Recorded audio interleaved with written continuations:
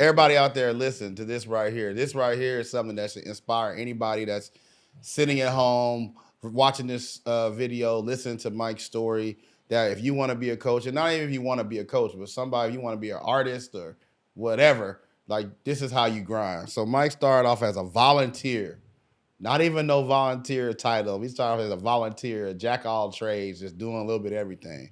Then he got moved over to special assistant, then multimedia specialist. Where's this at? We ain't gonna mention the names right now. We're just gonna mention the trajectory. I got you. Multimedia specialist, recruiting coordinator, video coordinator, player development. Hold on. Volunteer, no title. Volunteer, no title. Like we just volunteer, no title. He just volunteer. He just volunteer. He just came in like, hey, what can I do? You know, let me do something. Player development coach, and then assistant coach. So if you count that, that's 1, 2, 3, 4, 5, 6 jobs or 6 opportunities, 6 titles before you got a chance to make your first assistant coach, official assistant coach spot. Talk to the people out there about just that grind.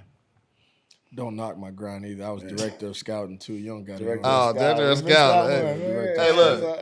Video coordinator, director. Hey, look. 7, my man. No, yeah. I was probably every title you could possibly have as a college basketball, like working in, other than head coach, just working in college basketball.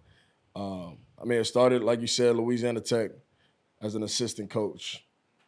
Got that because I was an AAU coach on the women's side. And just through the right people, worked for an amazing coach at Louisiana Tech and Teresa Weatherspoon, who ended up being an assistant with the New Orleans Pelicans and is now the head coach with the Chicago Sky. She just got the job a few months back. But amazing year, amazing opportunity to work for her, a legend, a basketball Hall of Famer, and not just women's basketball. She's a basketball Hall of Famer. And that was 1 year on the women's side, and it was like 1 year was kind of enough for me. I wanted to get back to the men's side, and it was just through knowing the right people, and having good relationships. Ended up going to University of Memphis, working like Ever said, volunteer for the team. They gave me a position, but it wasn't paid, and just jack of all trades, helping out wherever I could. But I was working on campus also. I was working in the rec center. I was teaching classes. Like, I was doing everything. And then it led into a job. So 1 year, not even a year, maybe 8 months as a volunteer, and it led into an actual job at University of Memphis. Then new coach comes in the following year, and I stayed on with that new coach for 2 years. Then go to University of Nevada, multimedia specialist. Then Texas A&M, video coordinator, director of scouting. Arkansas, player development. Sam Houston, assistant coach, and George Mason, assistant coach. So been around the block, but have worked for some amazing coaches. And if you just look at, I mean, my tree as far as like working up the ladder from volunteer to currently assistant coach in the A-10 is also like, I can't discredit the people that I worked for. Teresa Weatherspoon, Hall of Famer. Josh Pastner, great Division I basketball coach. Tubby Smith, Hall of Famer.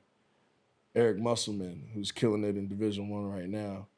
Buzz Williams, well-respected, killing it in the SEC level at Texas A&M.